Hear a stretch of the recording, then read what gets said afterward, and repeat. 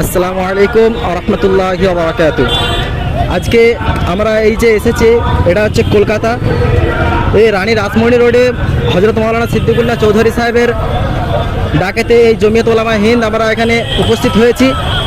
উপস্থিত হওয়ার একমাত্র কারণ, সেই কারণ হচ্ছে যে এই জমিয়ত ডাকার একটাই কারণ, সেই কারণটি যে ওয়াকফ সম্পত্তি, আমাদের ওয়াকফ বিল, সে ওয়াকফ সম্পত্তিটাকে নিয়ে একটা বিল পাস হয়েছে।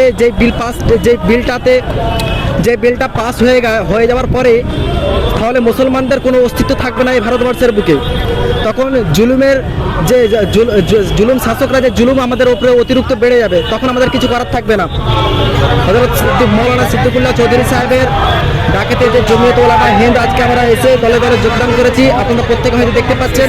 আমি ক্যামেরাম্যানকে বলবো আপনি দেখান যে মানুষের যে আগত মেহমানদেরকে আপনি দেখান, এবং এই যে সমাবেশটাকে কত মানুষ এসে আসছে আপনি একটুখানি ক্যামেরা ঘুরিয়ে দেখে দেন। এই ওয়াকফ সম্পত্তির নামে যে বিলটা পাস হয়েছে, সেই বিলটা যদি পাস হয় তাহলে ক্ষতিকারকটা কী হয়, আপনার মনে প্রশ্ন উঠতে পারে যে ক্ষতিটা কী হতে পারে। ক্ষতিটা হচ্ছে এইটা, যদি ওয়াকফ সম্পত্তি, এই যে সম্পত্তি, এটা হচ্ছে মুসলমানদের সব থেকে একটা মানে মাথা টিকিয়ে মাথা উঁচু করে দাঁড়িয়ে থাকবার একটা ক্ষতি ধরনের। তো এটা যদি আমাদের হাত থেকে ছিনিয়ে নেয়, তাহলে তখন ছিনিয়ে নেওয়ার পরে সেটা চলে যাবে জেলা শাসকের হাতে।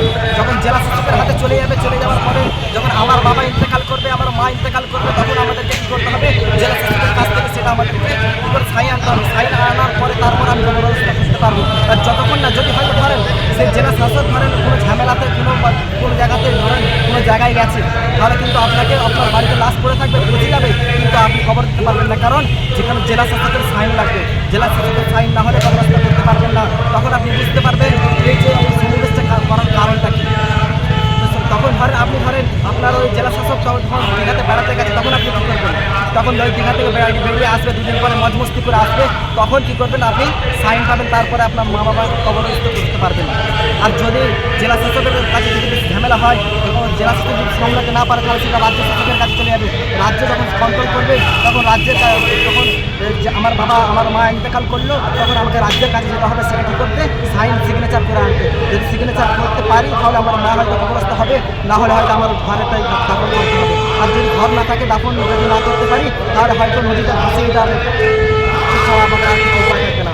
অথচ আপনারা প্রত্যেকে যারা এসেছেন, তারা এই সভাটাকে বেশি করে মানুষের কাছে ভাইরাল করেন, বেশি করে সোশ্যাল মিডিয়াতে আপনারা শেয়ার করতে থাকেন। এই জন্যই, কারণ প্রত্যেকটা মানুষের সামনে যেন এই ভিডিওটা যায়, তারা যেন প্রকৃতভাবে বুঝতে পারে যে হ্যাঁ, আমাদের এই আন্দোলন করা